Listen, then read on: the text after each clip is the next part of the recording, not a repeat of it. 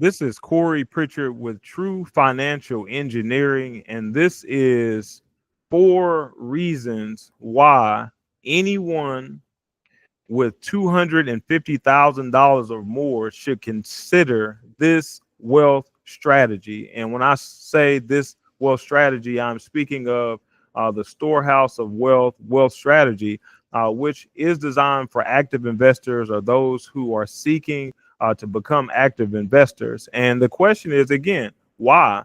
Why would anyone want to consider that if you have over $250,000 accumulated in multiple accounts or in one location, why would they consider using this strategy? And the first reason I would say is that the accounts that you are have your money in right now, do they guarantee a multiple, right? A multiplier. So when I say that, this is what I mean. Again, I have to make sure that I'm being very transparent.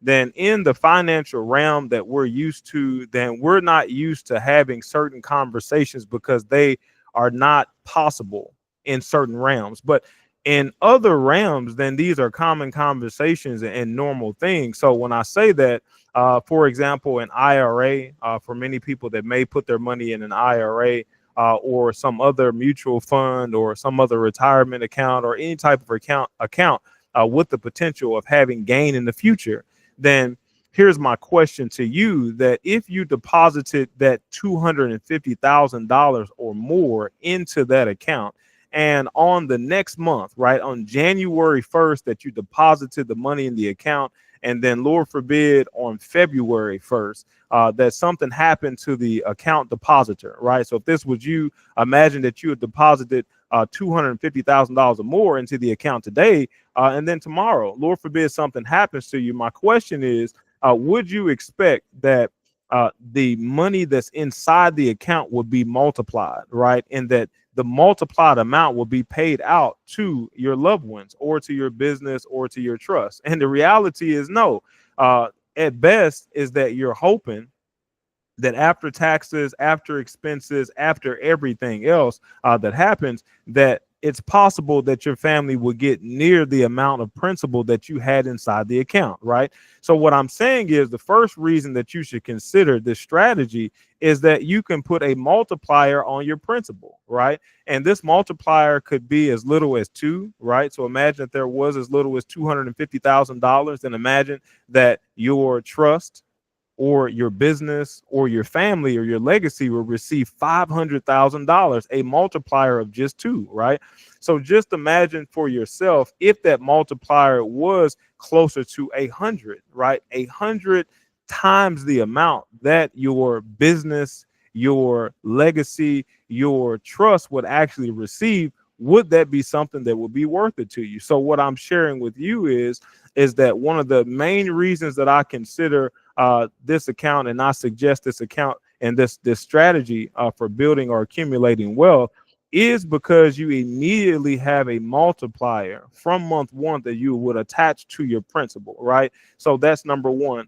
Number two is there are no income limits, and what I don't understand is why it would be a case where an individual like yourself would be punished for doing well. Why would you be hurt and punished and penalized for doing well financially? That doesn't make sense to me. So if you have a high income, right, and your income has limited you from participating in other accounts, then that's not going to be the case with this strategy. So with this strategy, the second reason why I say that you should consider this account, all right, or this strategy, if you have at least $250,000 or more, is because there are no income limits. There's no income restrictions. And that gives you the ability with your high income to use more of it to make sure that it's working for you and it's still happening in a very tax advantage way, right? So you take advantage of many tax breaks, right? And things that are available to taxpayers, and it's not going to penalize you because you have a high income. Okay, so that's a great celebration for anyone again who has a high income.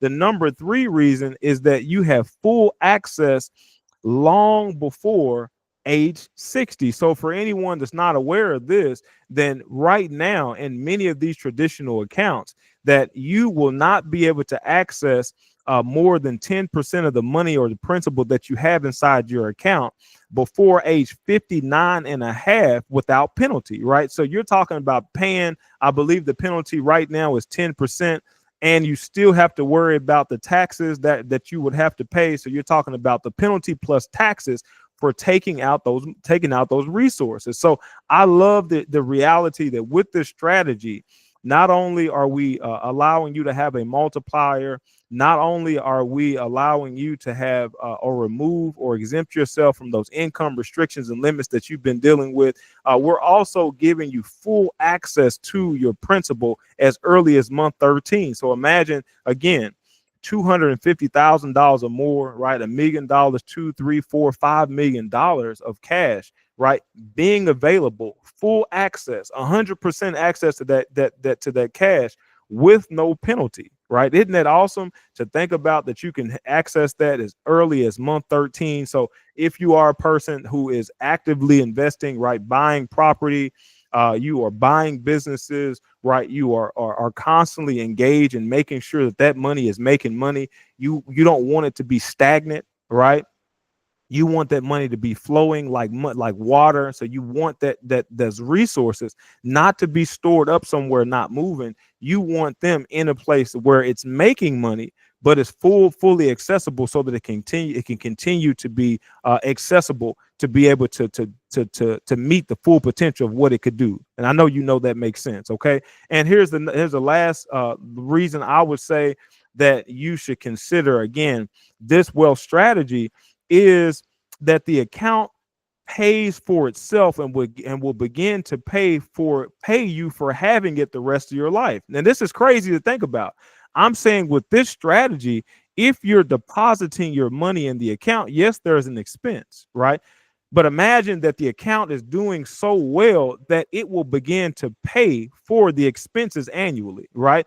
Even better than that the account will work so good that it will pay completely for the life of the strategy. It will pay for the cost of its own care. Isn't that crazy to think about? Now, here's the last thing.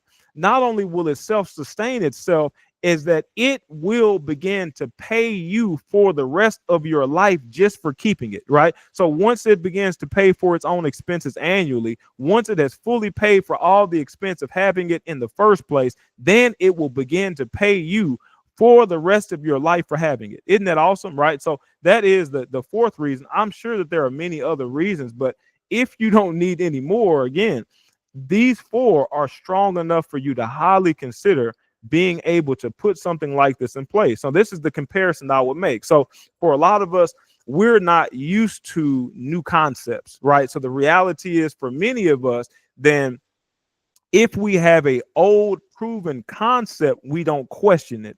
But if somebody comes along, even if it's true, even if it's working, but it's a new concept that you haven't proved, or it's someone that you've deemed to be successful has proven it, then your first notion is to reject it or question it. So here's the reason why I'm saying that. Now, for most people, they wouldn't question buying a piece of property, right? So for many of you listening to this, you probably already bought a piece of property with the intent of either renting it out or being able to sell it for a gain in the future, right? So there's no question in your mind if buying a piece of property like this multi-unit complex would be a good investment, right? You have all your matrix and numbers to be able to evaluate if this property is the right property. But as long as it fits within that matrix, then you would say that it is a good investment, right? So it is not a question of if purchasing real estate is a good investment or not.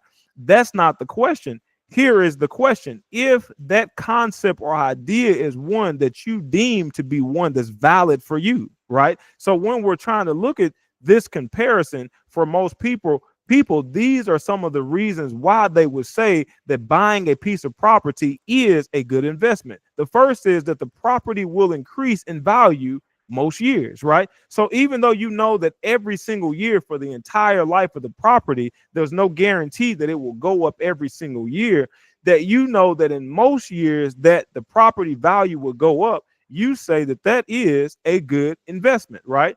The second reason why most people would say that this is a good investment is that the property has the potential of generating an income, right? So you could rent the space out either by day, right, or by month, right? You could rent it out for events, right? So you know that this property has the potential of being able to generate an income for you, for your business, for your family, right? For your estate, for your trust. You know that it has the ability to be able to do that, right? So you say that that is what? A good investment. The third reason why I would say most people would say that this is a good investment is that lenders are willing to loan you money, right? So they look at the property value and they're willing to use that as collateral to be able to loan you money for future projects or whatever it is that you want to use it for, right?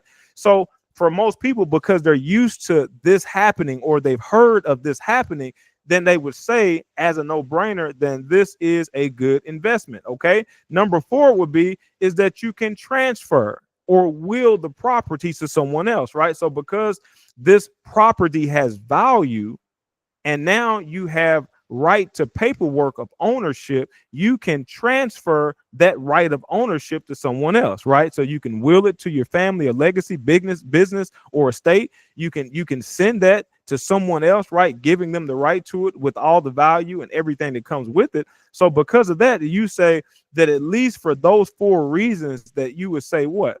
That this is a good investment. So what I'm saying to you is all of these things are also true with this wealth strategy.